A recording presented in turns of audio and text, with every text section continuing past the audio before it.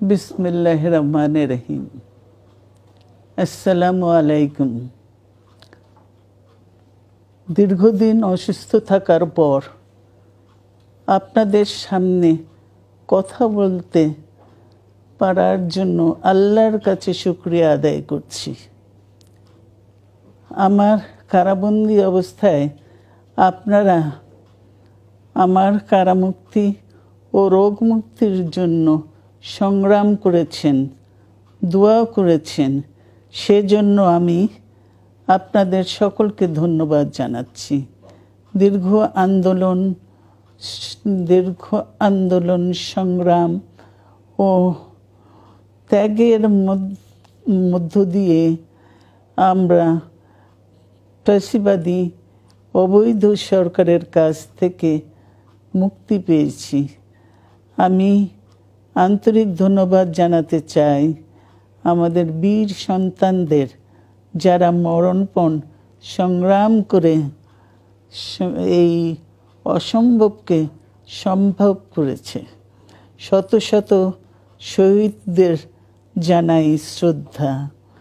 এ বিজয় আমাদের নতুন সম্ভাবনা নিয়ে এসেছে। দীর্ঘদিনের নজিরবিহীন দুর্নীতি, গণতন্ত্রের ধ্বংসের স্তূপের মধ্য থেকে আমাদের নির্মাণ করতে হবে এক সমৃদ্ধ বাংলাদেশ।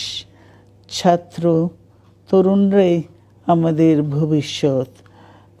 তরুণরা এই যে স্বপ্ন নিয়ে বুকের রক্ত ঢেলে দিয়েছে, সেই স্বপ্ন বাস্তবায়নে করতে মেধা, যোগ্যতা, জ্ঞান ভিত্তিক গণতান্ত্রিক বাংলাদেশ গড়ে তুলতে হবে।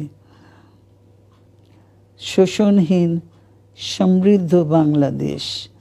সকল ধর্মের গোত্রের অধিকার নিশ্চিত করতে হবে। শান্তি, প্রগতি আর সাম্যের ভিত্তিতে আধুনিক বাংলাদেশ নির্মাণে আসুন আমরা তরুণদের হাত শক্তিশালী করি। ধ্বংস নয়, প্রতিশোধ নয়, প্রতিহিংসা নয়, ভালোবাসা, শান্তি ও জ্ঞান ভিত্তিক সমাজ গড়ে তুলি। আল্লাহ হাফেজ। বাংলাদেশ জিন্দাবাদ।